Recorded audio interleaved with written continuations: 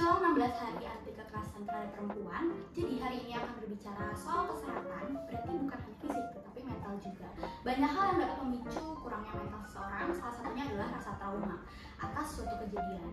Pada hari ini, Pajajaran Crisis Center akan membahas terkait salah satu alasan seseorang trauma atas suatu kejadian, yaitu kekerasan seksual. Nah, jika kita berkaca dari tahun-tahun sebelumnya, kasus kekerasan seksual ini sedang marak di kampus-kampus Universitas Indonesia.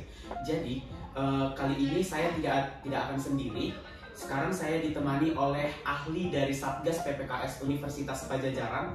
Beliau adalah Ibu Antik Bintari, SIP MSI, sebagai Ketua Satgas PPKS di Universitas Pajajaran. Gitu. Nah, Ibu gimana nih kabarnya? Alhamdulillah, harus baik, harus sehat. Oke, mungkin sebelumnya aku juga ingin memperkenalkan diri ya Bu ya. Aku Maisha, aku dari Departemen Advokasi Kesejahteraan Mahasiswa BMKM 4 2023. Dan di sini aku juga nggak sendiri, aku bersama kakak aku. Ya, dan perkenalkan Ibu, nama aku Steven Sumarnata. Aku juga berasal dari Departemen Advokasi Kesejahteraan Mahasiswa BMKM 4. Oke, jadi Bu gini ya, akhir-akhir ini tuh lagi maraknya ya Bu kasus kekerasan seksual di kampus, khusus di UPAD ya Bu ya. Nah, di mana kekerasan seksual ini adalah tindakan pemaksaan juga tekanan seksual yang tidak diinginkan atau tidak disetujui baik verbal maupun non verbal ya Bu ya. Nah, jadi isu ini menjadi satu isu yang bisa dibilang jadi isu yang umum ya Bu ya, karena setiap tahun tuh bisa ada aja gitu, bukan jadi isu khusus. Nah, efek dari adanya kekerasan seksual ini pun sangat berpengaruh ya Bu pada mahasiswa yang mengalaminya. Ini nih ada pertanyaan dan kita santai aja ya Bu ya ngobrolnya. Soalnya masalahnya serius banget, jadi kita santai aja ya. Santai aja ya Bu ya. Nah, pendapat dari Ibu nih sebagai Ketua Satgas PPKS mengenai kekerasan seksual di UNPAD sendiri bagaimana nih Bu? Ya, kita harus pahami dulu kekerasan seksual itu apa ya, dan bentuknya seperti apa. Tadi sudah disampaikan bahwa isu kekerasan seksual itu kan terkait bagaimana seseorang gitu, atau sekelompok terhadap seseorang juga atau sekelompok lainnya itu melakukan intimidasi yang ada berbicara terkait dengan hal seksual juga. Jadi terkait dengan seksualitas relation gitu ya. Nah, jenisnya itu ada di pasal 4 sebetulnya di Undang-Undang Tindak Pidana Kekerasan Seksual, juga ada di Permendikbud kalau kita Sivitas Akademika, Permendikbud nomor 30 tahun 2021. Salah satunya adalah dari mulai pelecehan verbal, non verbal begitu ya, sampai paling parah adalah misalnya pemerkosaan.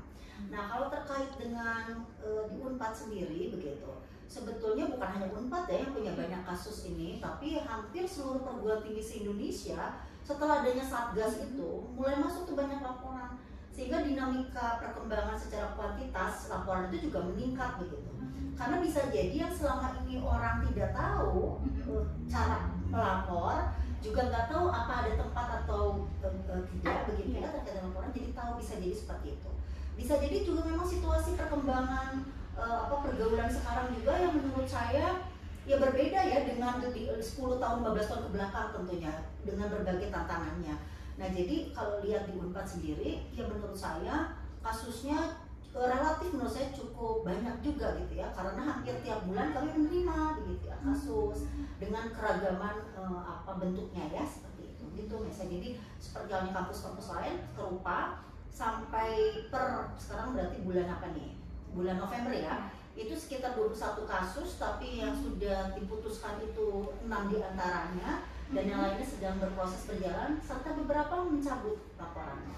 Karena juga mencabut laporan itu ada beberapa hal. Yang pertama, tidak diketahui juga yang terlapornya. Karena misalnya dikirimkan ancaman foto-foto pornonya melalui DM pakai fake account gitu, dan itu sulit sekali. Atau di wilayah Unpadnya ada yang ganggu nih, kayak catcalling atau katakanlah sampai sentuhan fisik ya gitu. Tapi orangnya kabur gitu, dan kita nggak tahu apakah itu Sivitas Akademika atau warga di luar kampus. Itu akhirnya juga dicabut karena nggak jelas terlapornya. Tapi sebetulnya itu bisa tetap dilaporkan, tapi melalui kepolisian. Karena nanti kan yang mengidentifikasinya mungkin pihak yang lebih berwenang ya, punya otoritas ke sana. Mungkin tadi Ibu juga udah mention itu tentang pelecehan verbal hingga yang paling parahnya itu adalah pemerkosaan. Dan kemudian juga Ibu ada mention mengenai tindak-tindak pelecehan seksual di kalangan di lingkungan perkuliahan seperti catcalling tadi, kemudian dan lain sebagainya gitu. Kira-kira apa sih sebenarnya cara penanganan kekerasan seksual dari Satgas PPKS sendiri? Sistemnya itu gimana? Mengingat kan belum semua mahasiswa mengetahui tentang hal tersebut. Ya. Terima kasih pertama-tama untuk teman-teman Adkesma ya, karena biar bagaimanapun merupakan salah satu corong untuk kemudian kami juga menyampaikan pesan-pesan. Meskipun sebetulnya di satu sisi sebelum saya masuk ke strateginya dan bagaimana SOP-nya, kami juga berharap sih pada follow nih, nanti tolong diajak untuk follow Instagram kami, karena Instagram Satgas PPKS itu sebetulnya informatif sekali, seperti misal SOP-nya, hotline center gitu, bagaimana cara melaporkan itu kita notice tuh ya terus cukup rutin. Jadi tolong di follow, minimal sering tidak di follow juga misalnya membuka gitu ya, melihat bagaimana cara kami menangani. Nah kalau bicara penanganan ada SOP-nya memang. Jadi SOP-nya itu boleh pertama menghubungi kami melalui WhatsApp hotline, kemudian ada email atau DM kami di Instagram. Itu boleh. Kalau sifatnya itu online ya. Tapi kalau mau melapor offline boleh nggak? Ya sangat boleh. Bisa melalui teman-teman Adkesma, boleh melalui HIMA, boleh melalui BEM, boleh kemudian kalaupun tidak dalam organisasi, kontak saya secara pribadi gitu ya, bukan ketemu atau datang ke salah satu kami dari tim Satgas, itu sangat diperkenankan gitu ya. Setelah melapor, nah proses berikutnya adalah kami mencoba menganalisis dan mengidentifikasi dulu gitu. Yang melapornya siapa, kami koordinasi dulu dengan fakultasnya, karena betul nggak ini mahasiswa kita, betul nggak ini dosen kita gitu ya, benar nggak ini tantendi gitu ya, apakah ini sivitas akademika kita atau bukan. Kemudian juga terlapor sama kita identifikasi ini siapa nih, orang luar atau bukan gitu kan, sampai pada akhirnya ada tahapan pemanggilan pelapor, saksi dan terlapor. Tapi ini juga perlu saya highlight, kalau yang melapor itu mengalami trauma sebelum melapor, maka kami akan menindaklanjutinya dengan bekerja sama dulu dengan PKUP Unpad, pusat konseling gitu ya. Karena kenapa? Nggak mungkin kita coba panggil, kita telusuri segala dengan berbagai pertanyaan, sedangkan dia punya traumatis. Jadi sebaiknya kalau dia belum pernah konseling di luar, terus butuh konselingnya di dalam kampus, itu sama Bu Rektor itu difasilitasi gratis gitu ya. Kita itu sivitas akademika. Malah kan lebih baik kalau ada catatan dari psikolog itu ke kami kan lebih baik. Jadi kan kita tahu ya traumanya itu sejauh mana gitu ya, dan kita harus mengembangkan kasus itu lebih lanjut seperti apa. Berarti Ibu juga udah kerja sama PKUP ya Bu ya, PKUP sama Biro Bantuan Hukum.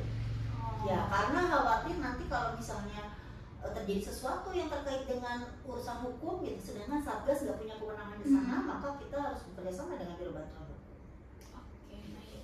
Mungkin ini agak banyak juga nih penasaran Ibu ya, kalau misalnya sebenarnya sanksi-sanksi yang diberikan kepada pelaku kekerasan seksual itu sejauh ini bagaimana Bu? Yang untuk lingkungan kampus ya? Betul. Ya. Baik, ini kan yang sesuai Permendikbud ya.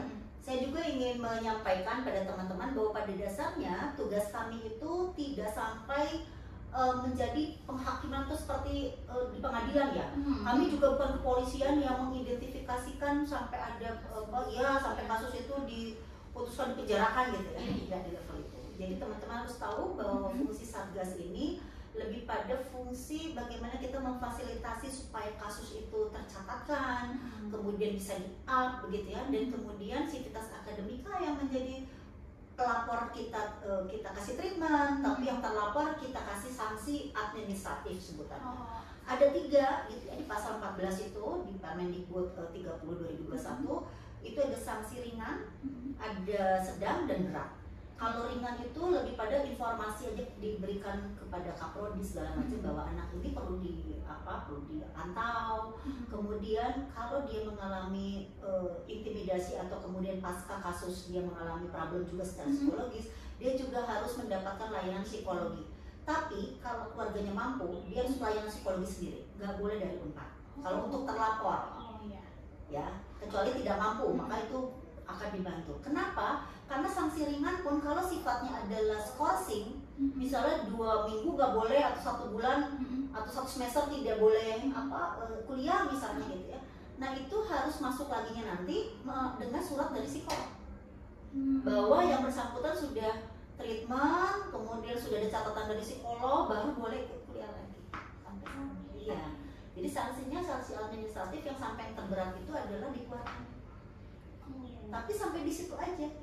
Karena pasca dia dikeluarkan dia harus dipidanakan, maka sebaiknya ke kepolisian. Dan catatan dari Satgas merupakan salah satu alat bukti untuk diserahkan ke kepolisian gitu. Kalau misalnya kasusnya berat sekali ya.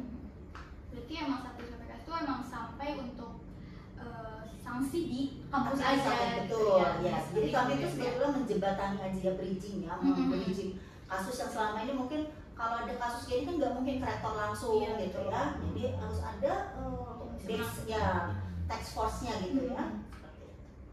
Tapi berarti juga tadi pelaku tuh, maksudnya terlapor ya Bu ya, itu ada perlindungan juga ya Bu ya? Mungkin bukan disebut perlindungan ya, tapi karena itu merupakan sivitas akademika, dia punya hak-hak yang bisa dia dapat begitu ya. Jadi bukan perlindungan, kan haknya misalnya kan di sivitas akademika misalnya dia juga perlu pendampingan hukum. Nah itu juga bisa kita upayakan selama sivitas akademika ya. Jadi kalau udah lulus ya nggak bisa. Makanya ada case kan, pelapornya udah lulus ya, udah bukan kewenangan kamu gitu. Dua-duanya udah lulus apa lagi? Misalnya pelapornya baru cerita pas mau lulus dan begitu kasusnya diproses dia lulus, terlapornya lulus lagi, itu sudah bukan ranah kami. Jadi ranah kami itu harus sivitas akademika aktif ya. Berarti kalau misalnya pelakunya di luar gitu, misalnya terlapornya di luar itu Ibu bagaimana Bu? Bisa, selama salah satunya sivitas akademika. Jadi misalnya pelapornya sivitas, berarti bisa. Terlapornya sivitas, bisa. Jadi salah satu aja. Kalau dua-duanya ya apalagi ya. Tapi kalau satunya saja sudah teridentifikasi sivitas akademika, yang disebut sivitas akademika berarti mahasiswa, dosen dan tenaga kependidikan. Salah satu dari tiga itu menjadi pelapor atau terlapor itu bisa dilaporkan PPK. Kalau misalnya nih dari tadi kan kita memiliki ada satu sivitas Universitas Pajajaran, kemudian satu lagi itu non sivitas. Bagaimana sanksi terhadap si non sivitas ini? Ya, kalau misalnya berat, gitu ya, kalau sanksinya berat, kita segini ya, karena kita fokusnya ke sivitas akademika kita, maka kita fokus pada pelapornya, misalnya pelayanan psikolognya. Tapi kalau ternyata terlapornya itu sudah sampai mengganggu, maka kita harus bekerja sama dengan kepolisian. Iya dong, karena tindakan itu sudah ada di undang-undang juga, undang-undang tindak pidana kekerasan seksual. Jadi kalau sudah ada undang-undangnya, sebetulnya wilayah yang kita anggap itu wilayah pribadi sebetulnya sudah bisa menjadi wilayah publik begitu. Itu harus. Dan kalau misalnya si pelapornya bilang ini saya pengen melanjutkan ke kepolisian, kan berkas yang ada di kita tuh bisa tadi sebagai salah satu alat bukti yang menguatkan pelapor untuk kemudian meminta tindakan lanjutan dari kepolisian. Nah, pada saat dia misalnya ke kepolisian butuh dampingan, maka kita upayakan dapat dari Biro Bantuan Hukum tadi. Ya, kerja sama juga. Betul, ya harus begitu. Karena kita nggak bisa sendiri ya. Iya betul. Apalagi kalau misalnya si terlapor ini punya dekengan gitu. Dia punya backingan dia betul ya. sana. Ya kita harus antisipasi lagi dan kekuasaan yang lebih tinggi. Ya, seperti itu. Ada lagi mungkin banyak ya pasti ya. Iya Bu, banyak ya Bu. Nah jadi kemudian nih kan ada posisi gini ya Bu, batasan suatu kekerasan seksual itu kan bias gitu. Jadi contohnya kayak perempuan lagi jalan sendiri, terus dia terpegang salah satu area sensitifnya oleh laki-laki. Nah si perempuan ini menganggap hal tersebut merupakan sebuah pelecehan seksual gitu. Namun ternyata laki-laki ini menyangkal karena merasa kayak itu tidak benar dan ya itu biasa aja aku lakukan kayak gitu kan. Jika dalam kondisi seperti ini apa sih yang harus dilakukan terlebih dahulu? Sebetulnya nggak bias menurut saya, tapi orang tidak menjadikan itu sebuah hal yang benar gitu. Jadi maksudnya yang buruk itu jadi dinormalisasikan gitu. Misalnya gini, kalau kemudian nih ya bersentuhan dalam artian bersinggungan nggak sengaja itu kan juga kelihatan. Masa misalnya saya harus katakan ya, misalnya memegang payudara atau memegang bagian belakang tubuh perempuan nih laki-laki, nggak mungkin tidak disengaja, gitu aja. Ya karena itu kan alat vital yang kemudian sangat pribadi begitu, dan posisinya juga nggak kelihatan sebetulnya begitu kalau kita pakai baju lengkap ya, gitu. Meskipun ketat pun kan bukan berarti bisa dipegang, gitu ya. Nah artinya kalau bersentuhan nggak sengaja itu pasti teridentifikasi juga gitu. Jadi nggak bias karena salah satu cirinya adalah ada seksual attitude-nya juga, misalnya melirik gitu ya. Kan ada biasanya tambahan berikutnya, habis nyolek dia akan melirik gitu kan, nggak mungkin gitu tidak ada aktivitas yang mengarahkan ke sana. Jadi kalau dikatakan saya biasa, sebentar, yang disebut biasa apa? Jangan menormalisasikan sesuatu yang sebetulnya buruk. Yang misalnya megang tangan teman-temannya gini ya, ini biasa loh, biasa tuh versi dia gitu loh. Itu normanya siapa?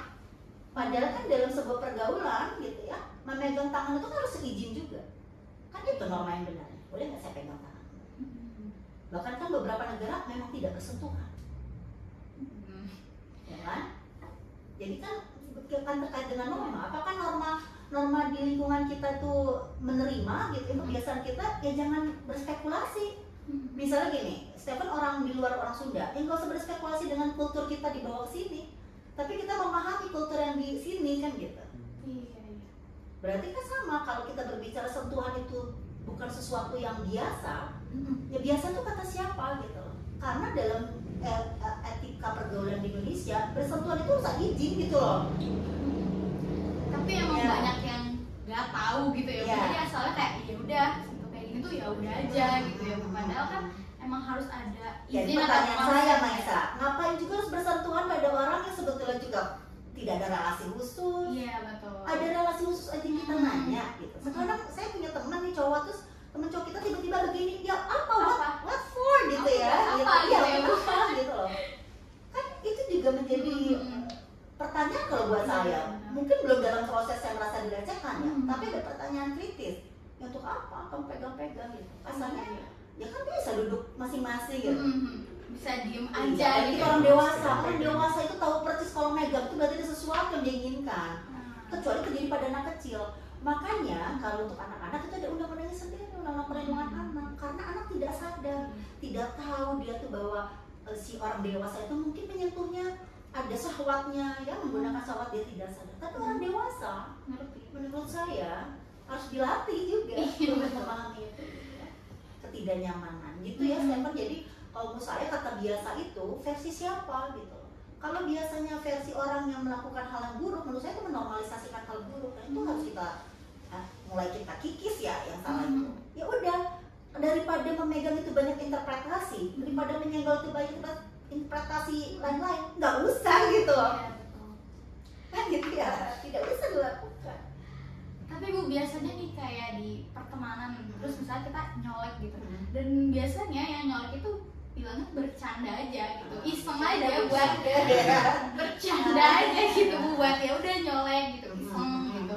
Nah tapi si perempuan atau misalnya si yang dicoleknya itu merasa nggak nyaman gitu ya. Bu. Sebetulnya itu juga sebuah hal yang menurut saya harus sering terlatih ya, respon kita. Misalnya begini, saya udah terbiasa punya sahabat atau teman laki-laki begitu, dan kita memang interaksinya cukup intens. Artinya dalam situasi itu kita yang disebut biasa pun misalnya kan tepak-tepakan aja, dorong-dorongan gitu ya, yang tidak menyentuh bagian yang pribadi gitu. Nah kalau itu pertemanan yang udah bertahun-tahun, kita udah sama-sama tahu kebiasaan gitu, bahkan kita bisa dengan rileks ngomong, lu jangan gitu dong, lu nggak boleh pegang gua, itu kan bisa dimaklumi. Tapi kalau yang baru kenal, mungkin intensitas pertemanan juga, ya saya pikir tidak usah dilakukan menyentuh apapun, dan tidak menyentuh juga kan nggak masalah ya gitu. Ngobrol jaga jarak itu kan juga nggak masalah gitu. Terus kalau misalnya cuma bercanda, sebaiknya menurut saya ingatkan, sebetulnya itu tuh itu akan menjadi tidak bercanda kalau situasinya begini-begini, mungkin bisa dibantu itu. Jadi nggak langsung marah juga misalnya, tapi dikasih knowledge gitu ya, pengertian bahwa yang ngulang lagi dia lu gitu ya. Kan bisa jadi ada orang lebih kasar dari saya, bisa nampar kamu gitu responnya gitu. Jadi udah dia nggak usah lah gitu. Dan sekali lagi, untuk apa yang menyentuh? Iya Bu. Kan pertanyaan saya, kita ngobrol nih, terus dalam rangka apa menyentuh? Tujuannya apa sih Bu? Iya. Misalnya kayak ada interaksi dosen ke mahasiswa, dosen kemudian di kelas itu misalnya, ya kamu gitu ya. Sekarang pertanyaan saya ke dosen ya misalnya, terus ngapain harus menyentuh? Bukannya bisa bilang, Nesa kamu bisa sendiri, Nesa bisa, gitu ya? Harus membantu gitu misalnya ya. Jadi sebelum ke pertanyaan kamu melakukan pelatihan atau tidak, maka pertanyaannya kenapa kamu harus menyentuh gitu? Karena banyak sekali aktivitas yang tidak bersentuhan menurut saya gitu. Kecuali pelatih nari ya. Pelatih nari olahraga itu pasti ada sentuhan, dan itu pun ada aturan. Kamu nyentuh yang mana aja, kan gitu kayak pelatih-pelatih itu. Itu itu profesional work gitu, working gitu ya. Gitu maksud saya. Jadi ya kita tuh sebetulnya bisa apa betul-betul memilah ya. Sampai kita mahasiswa malu dong dengan yang kelemahannya. Iya betul. Itu sih agak nyindir-nyindir sih.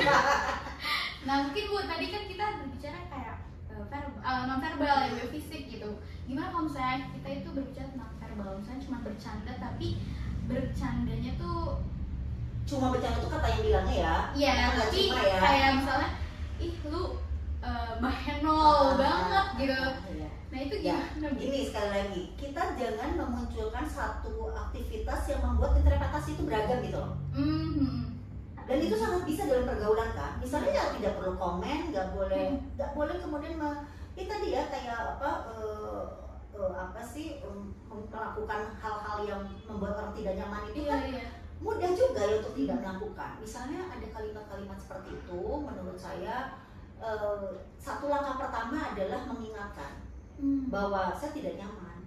Saya udah ngomong gitu ya. Kalau kemudian respon dia buruk, maka kamu sampaikan ke temanmu yang lain.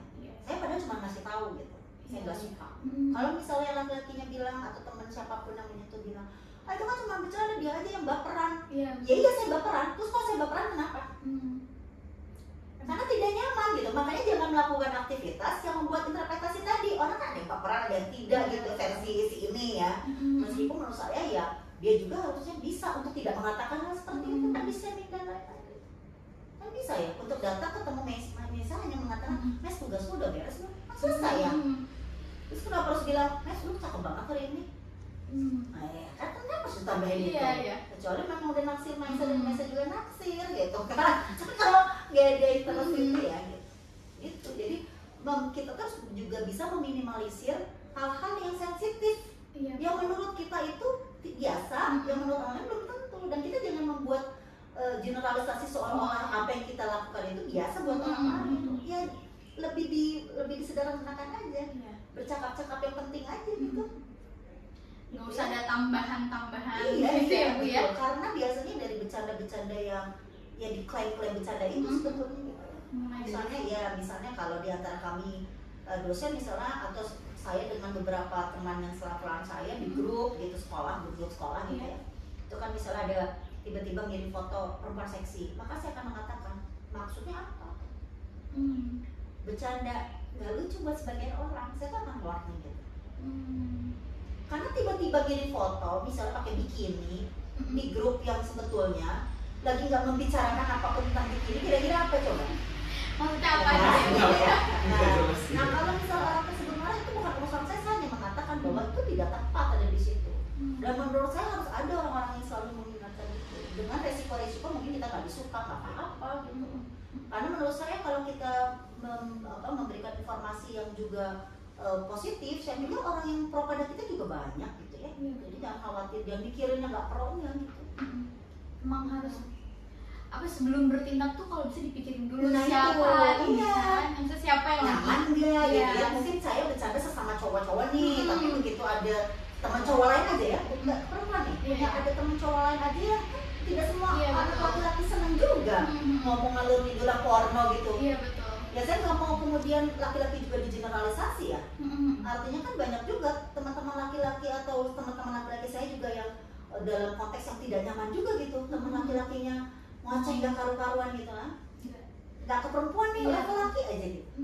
Menurut saya banyak juga yang tidak nyaman seperti itu. Benar kan Stefan? Banyak juga pasti yang tidak nyaman ya, misalnya ya kan, misalnya si teman cowok kita ngomong-ngomong yang porno, ngirimnya sesuatu, saya yakin sebagian besar laki-laki juga banyak yang tidak nyaman. Karena akan juga jadi feedback yang buruk, seolah-olah semua laki-laki mikirnya seperti itu. Nah iya Bu, jadinya mengeneralisasi semua cowok tuh pemikirannya kayak gitu semua, padahal hanya awalnya dari itu karena patriarki juga, seolah-olah yang suka bercanda-bercanda porno yang legal itu memang laki-laki, padahal saya yakin perempuan juga pada senang gitu. Untuk seperti itu internal ya. Nah tapi begitu kemudian dibawa keluar, ya itu harus kemudian kita pastikan itu tidak tepat gitu ya. Seperti itu. Jadi kalau belajar dewasa di dunia sebetulnya.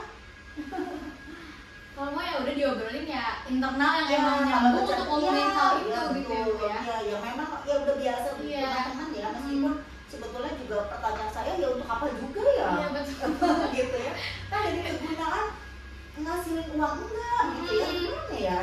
Kadang malah efek buruknya gitu ke si orang yang Betul, Iya. iya betul. Ya makanya apa ya? Pertanyaannya kan gampang ya. Untuk apa gitu? Setelah untuk apa ada keluar jawaban. Yang apanya itu, misalnya untuk apa? Untuk B. Nah B-nya itu bermanfaat tidak? Kan ada pertanyaan berikutnya. dan malah kadang si B-nya itu yang tadi nggak bisa dia jawab. Ya, tidak bisa bukan. dipertanggungjawabkan. Iya, tidak bisa dipertanggungjawabkan. Makanya lebih baik diam. Tidak bisa melakukan. Tidak usah melakukan apapun. Iya gitu, itu lebih selamat jadi orang ya. Gitu Stewan dan apa Mesa. Oke, mungkin ini sih Bu, ada pertanyaan nih Bu, dari kita kan kemarin sharing-sharing ya, coba buka question gitu dari Kema Unpad sendiri nih Bu, untuk sebenarnya beberapa kasus gitu. Nah ini ada satu kasus Bu, ini tuh mengenai bagaimana nih Bu kalau misalnya ada satu orang bersama gitu di dua orang gitu misalnya di satu ruangan, terus mereka tuh minum-minum lah Bu gitu. Nah terus terjadilah pelecehan seksual nah kayak gitu. Nah dari Satgas sendiri tuh bagaimana sih Bu menanggapi hal Merespon itu iya ya. betul. Ya baik, pertama tentunya kita sekali lagi bukan pengadilan juga bukan di bagian penghakiman begitu ya. Maka kita akan mencoba proporsional menempatkan posisi mereka berdua ya. Artinya yang melaporkan punya cerita apa gitu ya, yang terlapor punya cerita apa, itu harus kami dengarkan.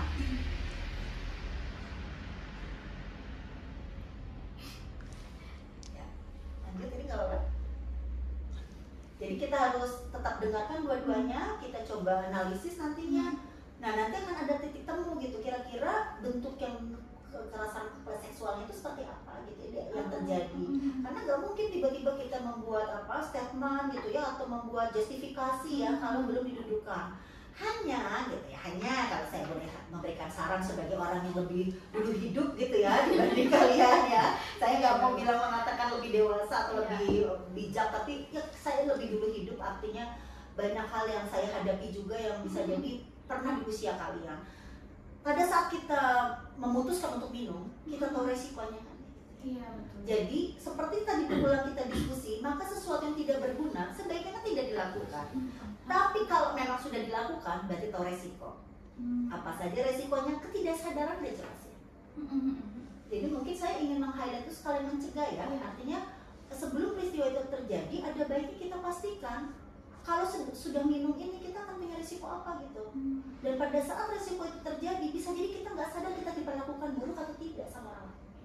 Nah artinya begitu kemudian ada kejadian, ada pelecehan segala macam, tentunya kita harus mendudukkan dua-duanya itu, dua orang itu ya, untuk kemudian dipastikan bobotnya itu di mana, teridentifikasi salahnya di mana gitu ya.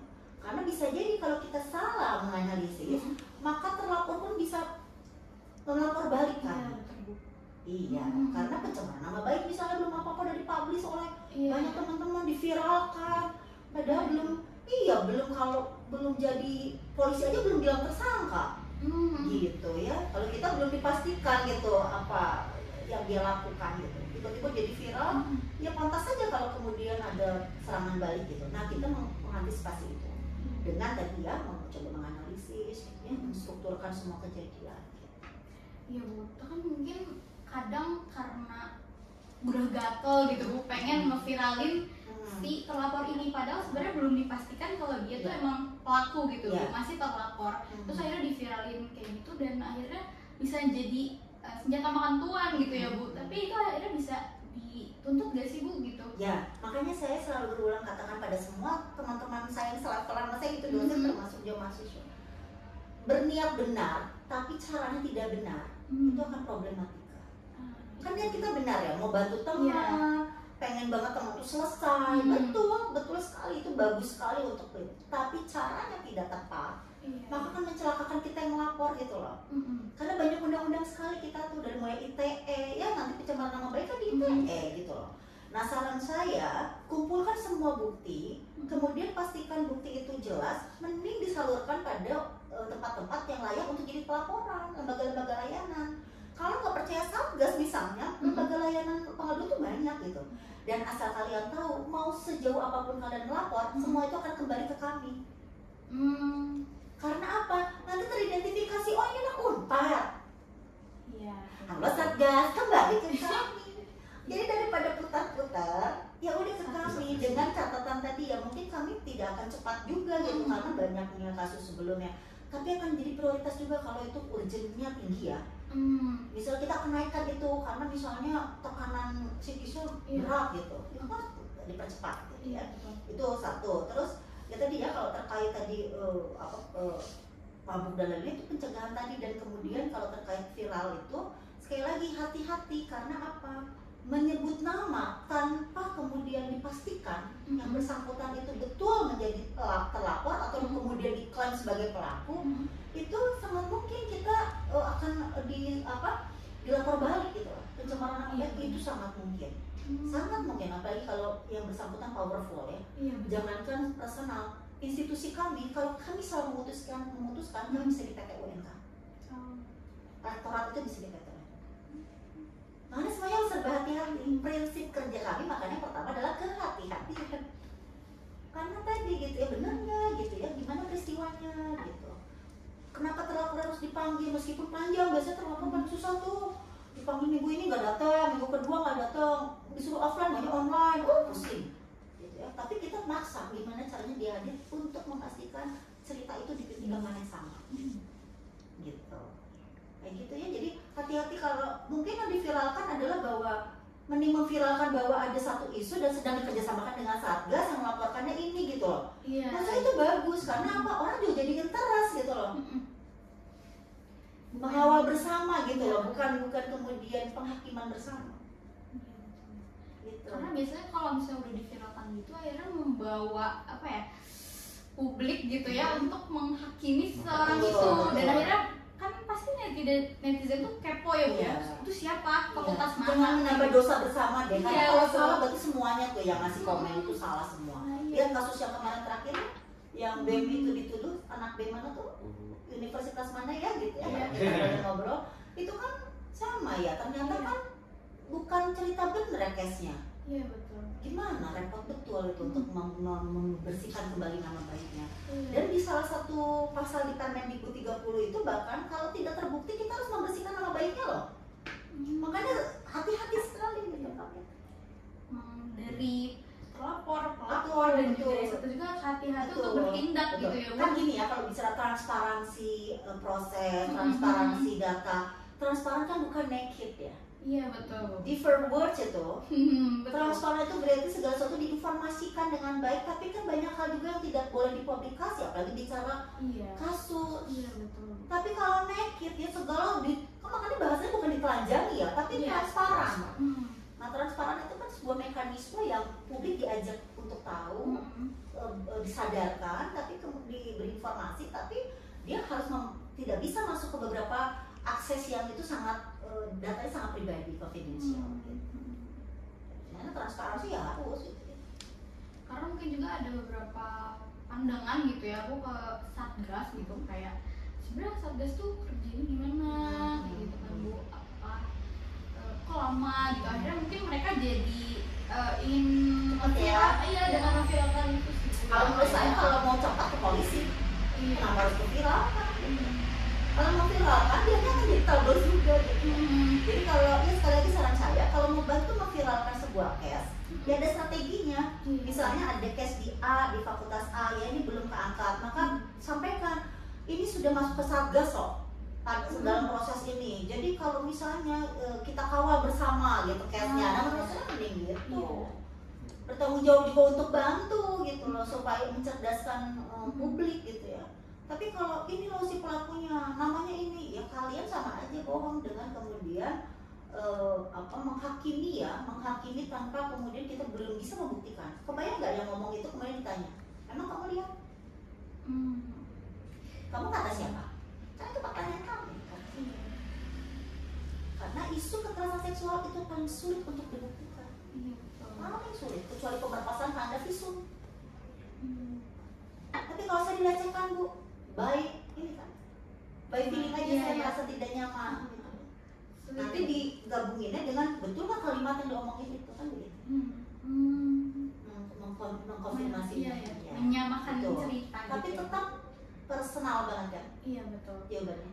Saya tidak nyaman. Saya tidak nyaman. Nah iya itu Bu. Ya, ya, sangat personal.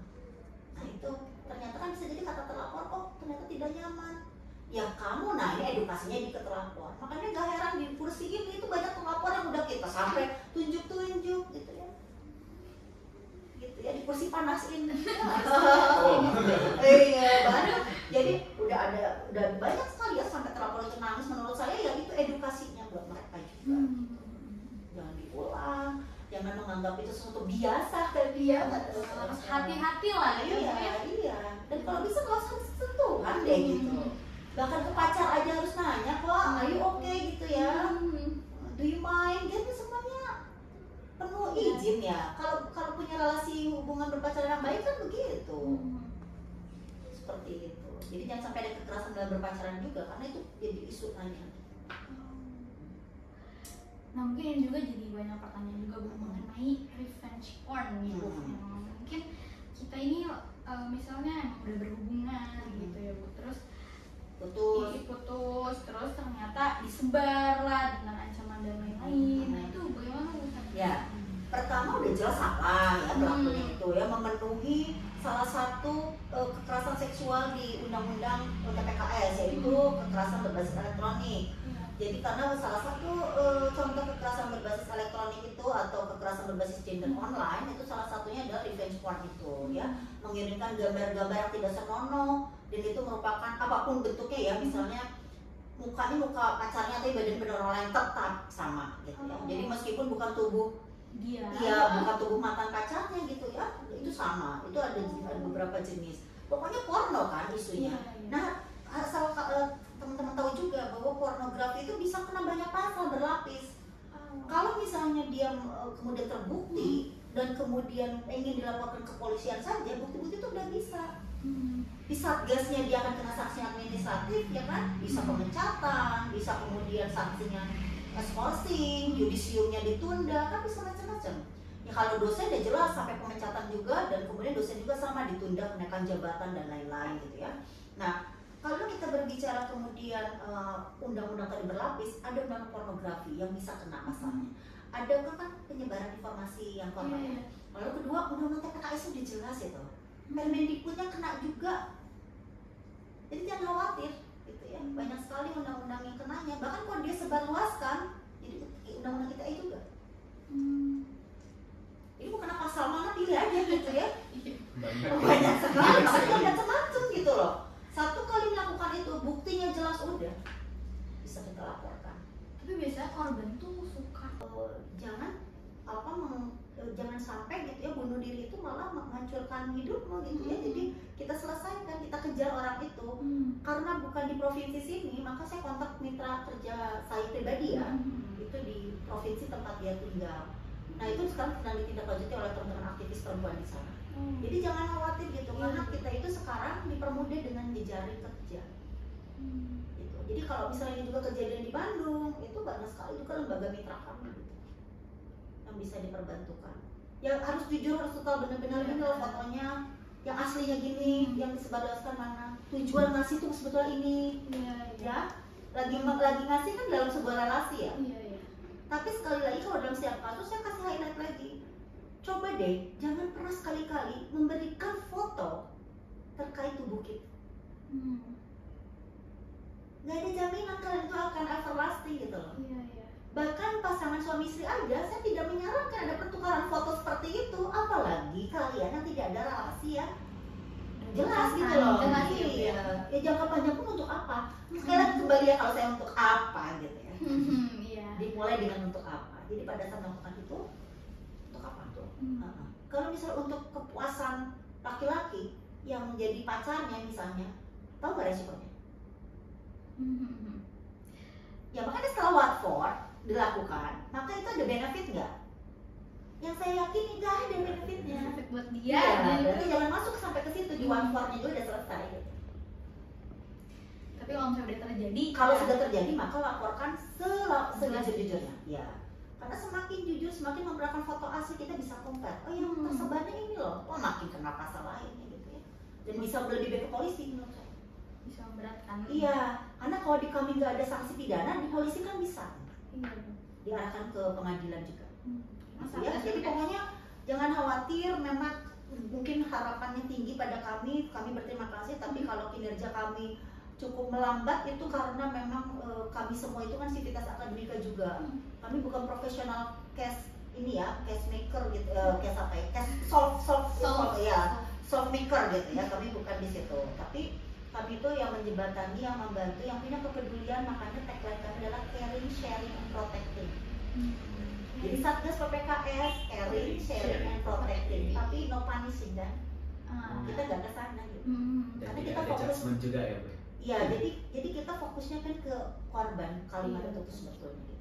Caring, sharing, and protecting. Nah jadi silakan bercerita pada kami kalau ada keterlambatan, karena kami juga adalah sivitas akademika yang tentunya punya kewajiban juga gitu ya.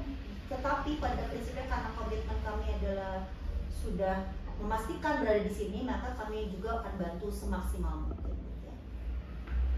Ya, mungkin Bu, selanjutnya tuh ada pertanyaan-pertanyaan seperti ini. Banyak ya pertanyaannya Banyak. ya. Aduh. Terakhir lah ini. Terakhir lah ya. Oh, Terakhir Bu, satu Ya terakhir. karena kan pasti banyak sih. Banyak. Nah, ini sebenarnya Bu, tadi kan membahas tentang media sosial gitu, proses pemviralan seseorang, sesuatu pelaku gitu. Sebenarnya boleh nggak sih Bu, kita memberitahu kepada publik pelaku pelecehan seksual itu Bu, dan agar dia mendapat efek jerah dari pemviralan itu, dan ya ibaratnya dia jadi dapat sanksi sosial lah gitu. Apakah boleh melakukan seperti itu Bu? Seberapa besar kita punya kewenangan untuk memberikan sanksi sosial? Ya, seberapa besar kita punya kewenangan itu? Gitu. Kita nggak punya kewenangan itu betul, gitu ya. Kita sebetulnya tidak punya kewenangan yang lebih lanjut selain tadi ya kita support orang-orang yang sedang mendapatkan masalahnya gitu ya. Mending kita fokus ke pelaporan menurut saya. Misalnya pelapor butuh keadilan, tolong ini pakai inisial ya, nama yang dianggapnya ini masih dianggap yang dianggap melakukan adalah, mungkin pakai bahasanya juga harus yang hati ya Bu ya ya. harus hati-hati gitu ya. Misalnya inisial gitu ya. Itu kan menurut saya akan lebih baik. Jangan posting langsung misalnya muka gitu ya, karena kita khawatir ya. Kalau saya khawatir tuh yang celaka tuh sih kita akademika kami juga, saya gitu loh. Misalnya ternyata yang memviralkan si A gitu ya, si A tuh dikejar juga gitu loh sama yang terlapornya. Akhirnya ada 2 case ya, Iya benar. case KS sama case pencemaran nama baik, kan pusing gitu ya. Ini juga gak akan selesai karena dia akan diserang juga nih sama orang-orang yang siapa tahu membela dia. Nggak kelindungi dong jadinya gitu. Jadi maksud saya kalau maksud saya mungkin bukan memviralkan, tapi membantu mengkomunikasikan pada banyak pihak. Bahasanya mungkin akan lebih baik begitu ya. Mengkomunikasikan kepada banyak pihak bahwa harus berhati-hati pada situasi A karena ada teman kita berinisial B yang sedang mengalami ini. Diduga, dan kan kalimat itu disebut. Pemilihan kata. Ya silakan, di sini ada teman-teman di Vkom minta dibantu untuk kemudian menstrukturkan kalimat ya gitu ya. Bagaimana menginformasikan, jangan jadi hoax, jangan jadi kemudian berita rumor gitu ya. Jadi gimana caranya menginformasikan sebuah case, karena belajar menampilkan sebuah berita tentang pelecehan seksual itu juga ada etikanya begitu. Wartawan sekalipun, jurnalis sekalipun itu nggak boleh sembarangan sebetulnya ya. Jadi apalagi kita yang bukan pers gitu ya, nggak punya kewenangan untuk seperti itu gitu ya. Mau di mana posisinya? Sekali lagi melakukan niat yang benar itu juga dengan aktivitas yang benar gitu. Jadi boleh mengkomunikasikan ke publik, tapi tentunya dengan bahasa yang kita betul-betul pastikan itu tidak akan berimplikasi pada kedua belah pihak yang lebih dalam ya. Saya pikir cukup kok dengan misalnya ini kita kawal nih, ada case di kampus kita gitu ya, sekarang sih lagi ditangani Satgas gitu ya, atau misalnya katakanlah ini belum ditangani Satgas, yuk kita bantu teman-teman ini percaya untuk melapor. Yang terlapornya hati-hati ya, karena kalian udah jadi ini gitu, udah jadi sasaran buat kami untuk diawasi. Nah gitu kan, itu cukup menurut saya. Cuman jadi awareness aja ya Betul, Bu ya. ya. Awareness tapi juga menginformasikan ada kebahayaan gitu.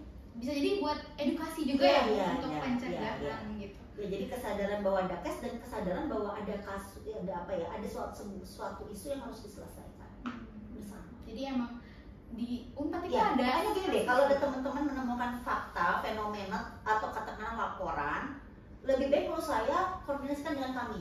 Bu, ini case-nya boleh nggak kalau kami melakukan ABC? Oh, sebaiknya jangan, karena kami ada fakultas hukum juga kan, ada bulis. Nah kayak tadi nih, kayak kita ya bilang, Bu Antik ini ada case misalnya mau katakanlah karena dia berulang di organisasi, boleh nggak si ketuanya itu memberikan sanksi sementara untuk memberhentikan aktivitas? Koordinasi sama kami, kita bantu dengan surat. Gitu. Jadi komunikasikan saja keputusan-keputusan kalian itu. Jadi nanti benar alurnya. Gitu ya. Ya biasakan sistematis aja. Iya betul. Ya. Sebagai mahasiswa. Iya dong, mahasiswa dosen.